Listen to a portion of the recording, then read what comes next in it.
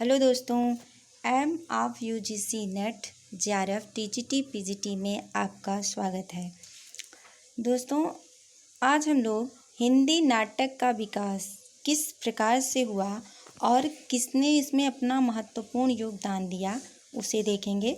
उससे पहले हम आपसे कहना चाहते हैं कि यदि आप हमारे चैनल पर नए हैं तो आप हमारे चैनल को सब्सक्राइब करें, बेल आइकन प्रेस कर दें ताकि हमारे वीडियो का नोटिफिकेशन आप तक आसानी से पहुंच सके। यदि आपको वीडियो अच्छा लगे तो आप लाइक और शेयर करना ना भूलें। तो चलिए दोस्तों, शुरू करते हैं। हिंदी नाटक का विकास, इसका प्रथम उत्थान कब हुआ, किसने किया? तो हिंदी नाटक का विकास सर्वप्रथम भारतीय युग में ही हुआ। उसका प्रथम उत्थान भी उसी समय हुआ। तो आचार्य रामचंद्र शुक्ल ने इस संबंध में लिखा है कि विलक्षण बात यह है कि आधुनिक गद्य की परंपरा का प्रवर्तन नाटकों से हुआ है। यानी आधुनिक गद्य की जो शुरुआत हुई है वह हिंदी में नाटक से हुई है, नाटक विधा से हुई है। लेकिन हिंदी का जो प्रथम नाटक है, उसके नाटककार कौन है, प्रथम नाटक क्या है, इस संबंध में विद्वानों ने अपने अपने मत को प्रस्तुत किया है, जिसमें आचार्य रामचंद्र शुक्ल जिनका विचार हमेशा सर्वमान्य होता है, उन्होंने आनंद रघुनंदन की जो रचना है ब्रज भाषा में, यानी आनंद रघुनंदन जो नाटक है महाराजा विश्वनाथ सिंह की ब्रज भाषा में है, उसे उन्होंने हिंदी का प्रथम नाटक माना है। लेकिन वहीं पे भारतेंदु हरिश्चंद्र जी ने अपने ही पिता, जिनका नाम गिरधर दास था, गोपाल चंद्र उनका मूल नाम था, गिरधर दास उनका उपनाम था, उनकी जो रचना नहुस है जो ब्रज भाषा में है, यानी गिरधर दास की जो नहुस नाटक है वह ब्रज भाषा में है। भारतेंदु जी ने उसे हिंदी का प्रथम नाटक माना है।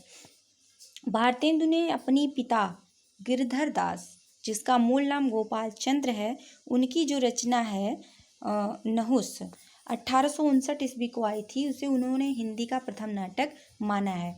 वहीं पर राजा लक्ष्मण सिंह कृत जो शकुंतला नाटक 1862 ईस्वी में आई थी, उसे उन्होंने हिंदी का दूसरा नाटक माना है।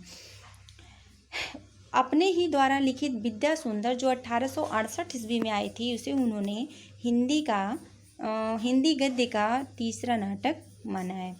श्रीनिवास दास कृत की जो रचना है तप्ता संवरण 1883 ईस्वी में आई थी, इसे हिंदी का चौथा नाटक वो मानते हैं। नहुस जो नहुस नाटक है वह पद्यबद्ध ब्रज भाषा में लिखा है, यानी नहुस नाटक की जो भाषा है वह पद्य ब्रज भाषा में है। अब हम देखेंगे कि भारतेंदु हरिश्चंद्र ने लगभग अनुदित और मौलिक मिलाकर के 17 नाटकों की रचना किया है उन्होंने, जिसमें हम लोग सर्वप्रथम भारतेंदु हरिश्चंद्र के मौलिक नाटकों को देखेंगे। कब उनकी नाटक कौन सी है और किस सन में वह नाटक आया हुआ था। तो इनका जो पहला नाटक है वैदिक हिंसा न भवति, यह 1873 ईस्वी में आया हुआ था। वैदिक हिंसा न भवति एक इसका जो नाटक का प्रकार है प्रहसन है, और इस नाटक में उन्होंने सामाजिक धार्मिक विसंगतियों पर करारा व्यंग किया है। इनकी जो दूसरी रचना है प्रेम जोगनी, यह 1875 ईस्वी में आया हुआ था, और यह 4 अंकों की नाटिका है। इसमें उन्होंने काशी में जो रहने वाले धर्म के ठेकेदार बैठे हुए थे, जो वाह आडंबर रूढ़िवादिता को मानते थे, उनका वर्णन उन्होंने इसमें किया है। अगली जो इनकी रचना है तीसरी, विशस्य विस्मोदम, यह 1876 ईस्वी में आई हुई थी। यह क्वेश्चन दोस्तों पूछा था नेट के एग्ज़ाम में कि यह किस प्रकार की रचना है। तो विशस्य विस्मोदम भाण रचना है। इसका जो प्रकार है वो भाण है। इसमें उन्होंने बड़ौदा के जो गायकवाड़ थे उन्हें गद्दी से उतारे जाने पर तथा उनके स्थान पर सयाजी राव को बैठाए जाने की घटना पर आधारित उन्होंने यह रचना की है। अगला जो नाटक है उनका मौलिक नाटक वह है चंद्रावली। यह सन 1876 ईस्वी में आया हुआ था। यह भी एक नाटिका है। इस नाटक में यानी चंद्रावली नाटिका में उन्होंने वैष्णव भक्ति और उसके प्रेम तत्व का वर्णन किया है। अगली रचना जो है वो मोस्ट इम्पॉर्टेंट अक्सर कई एग्ज़ामों में पूछा गया है। नेट के एग्ज़ाम में भी इसका सन पूछा गया था कि भारत दूरदर्शा किस सन में आई थी। तो भारत दूरदर्शा 1880 ईस्वी में आई थी। यह भी इसका जो प्रकार है वह नाट्य रासक है। इसमें भारत का जो उस समय भारत के नाम से ही पता चला कि भारत की दुर्दशा का वर्णन हुआ था। और इसमें उस समय जो भारत की तत्कालीन परिस्थितियां थीं और अंग्रेजी राज्य का उन्होंने निंदा किया है, अप्रत्यक्ष रूप से निंदा किया है। तो भारत दूरदशा में भारत की दुर्दशा का ही वर्णन किया गया था। उसमें जो दयनीय स्थिति थी भारत की, उसका वर्णन हुआ है। अगला है छठा, नील देवी। नील देवी भी सन 1881 ईस्वी में आया था। इसका जो नाटक का प्रकार है वह गीत रूपक है। नील देवी में भारतेंदु जी ने राजपूतानी आन बान, यानी जो राजपूतों का मान सम्मान था और जो नारी के व्यक्तित्व की प्रतिष्ठा थी, उसके ऐतिहासिक रूप को उन्होंने प्रस्तुत किया है। इसीलिए इस नाटक को जो है गीत रूपक नाटक कहा जाता है, यानी नील देवी को गीत रूपक नाटक कहा जाता है। अगला है अंधेर नगरी। यह भी सन 1881 ईस्वी में आया था। तो जो अंधेर नगरी है यह भी पूछा गया था नेट के एग्ज़ाम में। 2015 में पूछा गया था नेट के एग्ज़ाम में कि इसका सन क्या है। तो अंधेर नगरी 1881 ईस्वी में आई थी। यह भी एक प्रहसन है। प्रहसन मतलब होता है हंसी के पात्र। यानी ये जो अंधेर नगरी है उसमें भारतेंदु जी ने राजा की मूर्खता, माने उस समय राजा किस प्रकार से मूर्खतापूर्ण कार्य कर रहा था, उसके जो राज्य में क्या वह अन्याय कर रहा था और उसके राज्य में किस प्रकार की अंधेर गर्दी मची हुई थी, उस पर उन्होंने तीखा व्यंग्य किया है कि एक मूर्ख राजा को गद्दी पर बैठा देने पर क्या हश्र होता है प्रजा का। अगला है सती प्रताप। आठवां उनकी जो मौलिक रचना वह सती प्रताप, यह 1873 ईस्वी में आई थी और यह जो है वह पौराणिक नाटक है। इस सती प्रताप में जो कि सती का नाम दिया गया है, तो इसमें सावित्री और सत्यवान के पौराणिक आख्यान पर आधारित है कि किस प्रकार से सावित्री अपने पति सत्यवान को जाकर के उनके प्राणों को वापस लेके आई थी। भारतेंदुकृत भारत दूरदर्शा हिंदी भाषा का पहला मौलिक राजनीतिक नाटक है। तो ये जैसे क्वेश्चन पूछ सकते हैं कि भारतेंदु जो भारत दूरदशा है, यानी भारतेंदु के द्वारा जो रचित भारत दूरदशा है वह किस प्रकार का नाटक है। तो वह पहली मौलिक राजनीतिक नाटक है। आगे है ब्रज रत्न दास ने भारतेंदु हरिश्चंद्र पुस्तक में लिखा है कि बिहार प्रांत के किसी जमींदार के अन्यायों को लक्ष्य करके उसे सुधारने के लिए तथा नेशनल थिएटर में अभिनीत किए जाने के लिए अंधेर नगरी की रचना की गई थी। यानी ब्रजरत्न दास ने अपनी पुस्तक, जिनके पुस्तक का नाम भारतेंदु हरिश्चंद्र है, उसमें उन्होंने लिखा है कि यह बिहार प्रांत के, यानी बिहार राज्य का जमींदार थे, जो जमींदार थे वो किस प्रकार से अन्याय करते थे उसको सुधारने के लिए ही नेशनल थिएटर में अंधेर नगरी की रचना की गई थी। यानी अंधेर नगरी का अभिनय करने के लिए ही नेशनल थिएटर में उसकी रचना की गई थी। भारतेंदु हरिश्चंद्र ने काशी में नेशनल थिएटर की स्थापना की थी। यानी कि नेशनल थिएटर की स्थापना किसने किया था, तो भारतेंदु हरिश्चंद्र ने ही किया था काशी में। सती प्रताप भारतेंदु का अधूरा नाटक है जिसे राधा कृष्ण दास ने पूरा किया। ये क्वेश्चन आ सकता है कि जो सती प्रताप है वह किस प्रकार कैसा नाटक है। तो भारतेंदु का अधूरा नाटक है और उसे पूरा किया राधा कृष्ण दास ने। प्रेम जोगनी का नाटक का पूर्व नाम काशी के छायाचित्र या दो भले बुरे फोटोग्राफ था। यानी प्रेम जोगनी की जब रचना हुई थी तो उस समय उसका जो नाम था काशी के छायाचित्र या दो भले बुरे फोटोग्राफ। यह इसी नाम से हरिश्चंद्र चंद्रिका पत्रिका में प्रथम बार आया था। यानी जब हरिश्चंद्र चंद्रिका भारतेंदु जी की पत्रिका का नाम है, जब वह प्रकाशित हो रही थी तो उस समय जो प्रेम जोगनी नाटक है वह सर्वप्रथम हरिश्चंद्र पत्रिका में ही प्रकाशित हुई थी।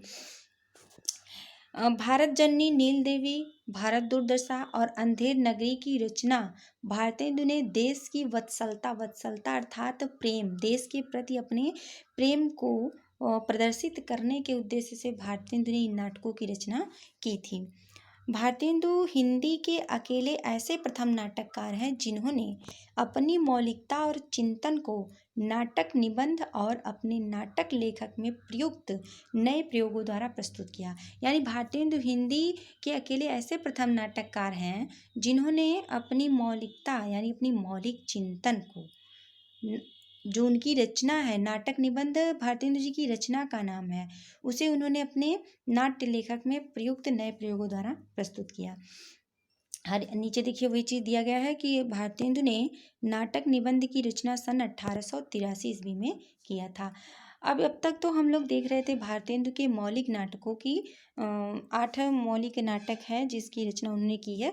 अब हम उनके अनुदित नाटकों को देखेंगे। अनुदित मतलब होता है अनुवाद करना। भारतेंदु हरिश्चंद्र ने किन किन नाटकों का अनुवाद किया है, तो हम देखेंगे अनुदित नाटक और उन नाटकों का वर्ष कि किस सन में वह नाटक प्रकाशित हुआ था। तो जो सबसे पहले इनका जो अनुदित नाटक है वह है रत्नावली। यह 1868 ईस्वी में प्रकाशित हुआ था। इसका जो मूल नाटक है उसका नाम था रत्नावली नाटिका। इसमें रत्नावली जो है वह नाटिका है और अपूर्ण नाटक है। भारतेंदु जी का पूर्ण नाटक का नाम क्या है? रत्नावली। अगली जो नाटक है वह विद्या सुंदर, और विद्या सुंदर भारतेंदु जी का जो है प्रथम नाटक है। यह सन 1868 ईस्वी में आया था। इसमें भारतेंदु जी ने प्रेम विवाह को अधिक श्रेष्ठ माना, माने भारतेंदु जी ने प्रेम विवाह को सर्वश्रेष्ठ स्थान दिया है। तीसरा है पाखंड विडंबन।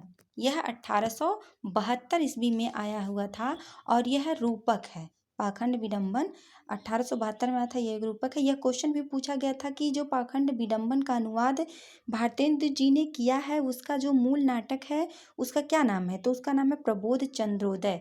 यानी भारतेंदु जी ने प्रबोध चंद्रोदय का अनुवाद किया था पाखंड विडंबन के नाम से, जो 1872 ईस्वी में आया था। अगला है धनंजय विजय। यह 1873 ईस्वी में आया था। यह एक व्यायोग है, यानी धनंजय विजय एक व्यायोग है। इसमें पांडवों के विराट की सभा में अज्ञातवास करने के अंतिम दिन कौरवों ने विराट का गोधन हरण कर लिया था। धनंजय ने अकेले ही उसे परास्त किया था। इसमें वही वर्णन हुआ है कि जो पांडवों की विराट सभा थी, अज्ञातवास का दिन था, तो कौरवों ने विराट का गोधन हरण कर लिया था और अर्जुन ने उसे अकेले ही, धनंजय अर्जुन को ही कहा जाता है जिन्होंने उसे अकेले ही परास्त किया है, उस समय का वर्णन इसमें हुआ है। अगला जो नाटक है वह है कर्पूर मंजरी। कर्पूर मंजरी, यह क्वेश्चन कई बार पूछा गया है कि यह किस प्रकार की रचना है, तो कर्पूर मंजरी सट्टक है। इसमें राजकुमार चंद्रपाल और कुंतल देश के विदर्भ के वल्लभ राजा की कन्या का जो विवाह है, विचित्र विवाह हुआ था, उसका वर्णन, यानी जो चंद्रपाल हैं और कुंतल देश के विदर्भ नगर की जो वल्लभ राजा की कन्या है उनके विवाह का वर्णन हुआ है कर्पूर मंजरी में। यह जो संस्कृत के रचनाकार हैं राजशेखर, उनकी रचना है, उसी का इन्होंने अनुवाद किया है कर्पूर मंजरी। अगला है सत्य हरिश्चंद्र। इसकी रचना भी 1875 ईस्वी में हुआ है। यह क्षेमेश्वर की रचना चंड कौशिक है, उसका अनुवाद इन्होंने किया है। इसमें सत्य के नाम ही से पता चल रहा है सत्य हरिश्चंद्र, तो इन्होंने सत्य के आदर्श को प्रस्तुत किया है इसमें कि हरिश्चंद्र कितने सत्यवादी थे। अगला है भारत जननी। यह 1877 में आई थी और इसका प्रकार कई बार पूछ चुका है। यह ओपेरा गीत नाट्य है, ओपेरा गीत नाट्य है। यह 1877 ईस्वी में आया था। अगला है मुद्रा राक्षस। यह 1878 ईस्वी में आया था। मुद्रा राक्षस, इसके जो मूल नाटककार हैं वो विशाख दत्त हैं और इन विशाख दत्त का जो नाटक है उसका नाम मुद्रा राक्षस है और मुद्रा राक्षस के नाम से ही भारतेंदु ने इसका अनुवाद किया था। यह 1878 ईस्वी में आया था। यह भी एक राजनीतिक नाटक है। अगला है दुर्लभ बंधु। यह 1880 ईस्वी में आया था। दुर्लभ बंधु यह मर्चेंट ऑफ वेनिस, शेक्सपियर की जो नाटक है मर्चेंट ऑफ वेनिस, उसका अनुवाद 1880 ईस्वी में दुर्लभ बंधु ने के नाम से हरिश्चंद्र ने किया था। इसमें जो है शेक्सपियर के प्रसिद्ध नाटक हैं उन्हीं का कथा का भारतीयकरण किया गया है भारतेंदु जी के द्वारा। विद्या सुंदर भारतेंदु का पहला नाटक माना जाता है, यह हमने आप लोगों को ऊपर ही बता दिया। भारत जननी हिंदी का पहला मौलिक ओपेरा गीति नाट्य है, इसे भी हमने आप लोगों को बता दिया। यह कई बार पूछा है कि भारत जननी किस प्रकार का मौलिक नाटक है, किस प्रकार का नाटक है, तो यह पहला मौलिक ओपेरा गीति नाट्य है। भारतेंदु ने कविता वर्धनी सभा, तदी समाज, पैनी रीडिंग क्लब आदि की स्थापना की। यानी भारतेंदु हरिश्चंद्र ने किस किस चीज़ की स्थापना किया था, तो उन्होंने कविता वर्धनी सभा का स्थापना किया था, तदी समाज की और पैनी रीडिंग क्लब की स्थापना भारतेंदु जी के द्वारा की गई थी। यह क्वेश्चन इंपॉर्टेंट है, तदी समाज की स्थापना किसने की थी, यह क्वेश्चन कई बार पूछा गया है, तो यह भारतेंदु जी के द्वारा किया गया था। अब हम लोग देखेंगे कि भारतेंदु ने 3 पत्रिकाओं का संपादन किया था। Very very most important question, कई बार यह पेपर में पूछा गया है कि कविवचन सुधा जो पत्रिका है वह किसके द्वारा प्रकाशित हुई थी, तो यह सन 1800 सॉरी यहाँ थोड़ा सा मिस्टेक हो गया, यहाँ 18 रहेगा। कविवचन सुधा जो है वह 1868 ईस्वी में प्रकाशित हुआ था। दूसरी पत्रिका हरिश्चंद्र मैगजीन के 1873 ईस्वी में आई थी, यह एक मासिक पत्रिका थी और आगे चल करके इसका नाम परिवर्तित हो गया था, हरिश्चंद्र चंद्रिका के नाम से यह प्रकाशित होने लगा था। तीसरा और आखिरी है बाला बोधिनी पत्रिका, यह 1874 ईस्वी में प्रकाशित हुआ था। यह महिलाओं से संबंधित है, यानी इसमें महिलाओं की स्थितियों का वर्णन किया गया है। तो इस प्रकार दोस्तों हमने भारतेंदु हरिश्चंद्र के नाटक को देखा। इसमें थोड़ा सा इम्पॉर्टेंट ये भी है कि भारतेंदु हरिश्चंद्र ने नाटकों में अभिनय भी किया था। तो दोस्तों अगर वीडियो पसंद हो तो लाइक का बटन जरूर दबाएं। मिलते हैं अगले वीडियो में। Thank you.